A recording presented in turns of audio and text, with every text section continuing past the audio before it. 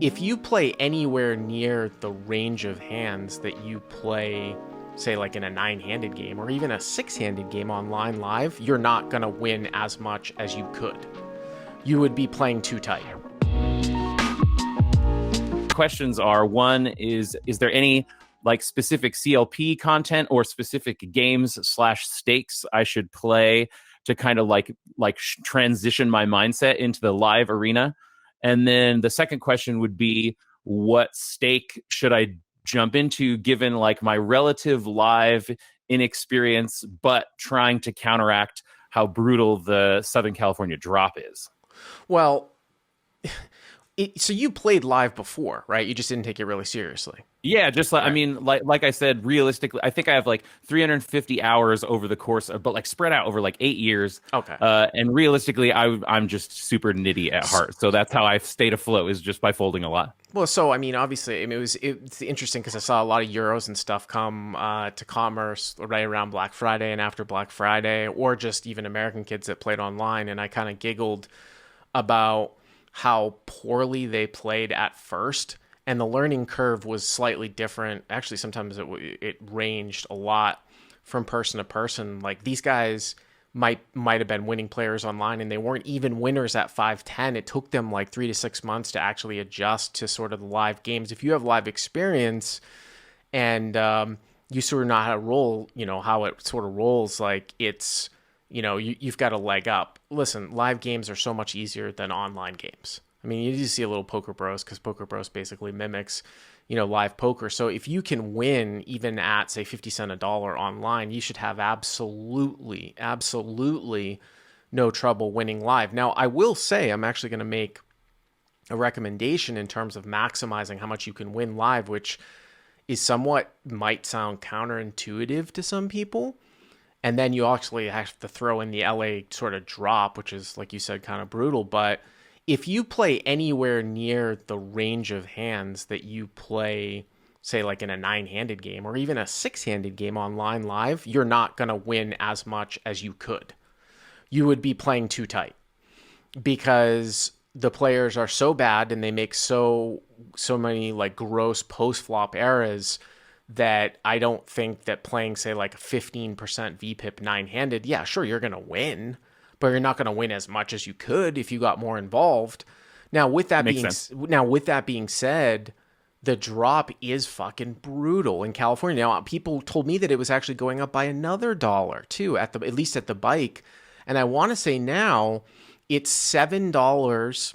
No, I think it's probably $6 flat on the flop. This is not a rake, it's a drop, meaning that it doesn't matter how big the pot is, it's a flat drop. If one person limps in and the blinds check, they take that $6 when they get to the flop, and I think one on the turn, and I think it's 5 flat on the flop, 1 on the turn, 1 on the river, and 1 for the bad beat jackpot. So if you get to the river now, it's $8. They take a modified drop too, even if there's no flop, of like $1 or $2. I think Commerce takes $2. So yeah, man, like, I mean, I used to not really take that into consideration when I would play, say, like 5-5, like back in 2012, because I used to sort of get paid as I would get sort of rake back before I would commentate on Live at the Bike. But then even back then, I take a look at sort of my records and some of the hands that I was playing, and I was like, wow, like over limping here with like 5-7 of diamonds over 2 limpers, right? With everyone having an $800 stack, like, is that a profitable over limp? When the flat drop getting to the river here is going to be $8.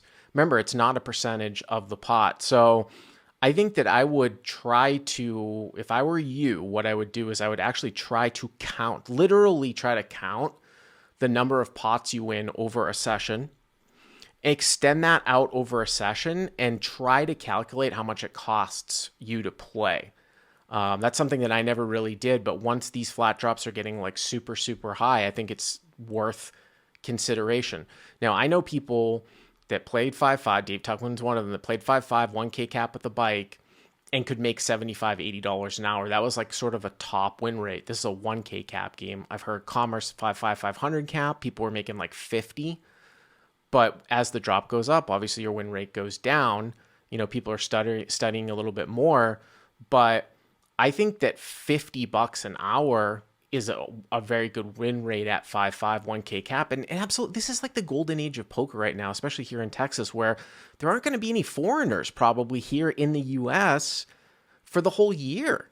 And that's really what sucked up a lot of sort of the recreational money, not just the recreational players losing, but the poor behavior and sort of poor attitude of like Euro. And when I say Euros, I talk about South Americans and Europeans and Australians. I call them all Euros. And it would just drive the recreational players to basically play home games. The atmosphere was not enjoyable for them. So you take that equation out.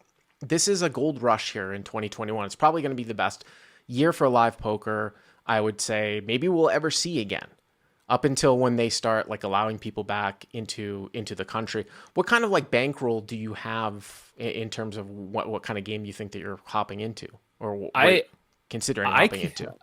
I mean, what I would like to do is just kind of set aside a chunk of money and say like, okay, this is my bankroll, and you know, if I go on a down streak and I need to move down in stakes, like I feel comfortable doing that. But I can kind of set aside whatever, like I don't have like a I can take a chunk of cash, however much it may be, and say like, okay, this is my bankroll, and I feel fine operating within that. So yeah, it's really just like balancing the like my I mean, even though I understand like I used to play a lot of live poker, but it was like it's from a completely different mindset. So I really do feel like I'm kind of starting like a second wave of my poker interest. Here's the thing about a little bit of math here too. Like in a 1K cap game, if you have a really, really high win rate, I'm talking over $50 an hour, right?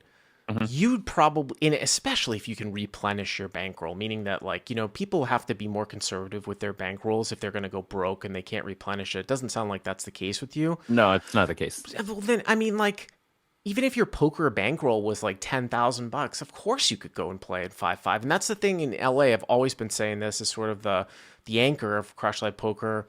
One of the best sort of pieces of advice I think that I can give people is like real money starts at 5-5 in LA. Like if you want to play for profit, you just need to, it's a race to 5-5 because the drop's the same at all the levels. So if you're playing 1-3, you're still getting an $8 drop, right? The players at 5-5 aren't that much better.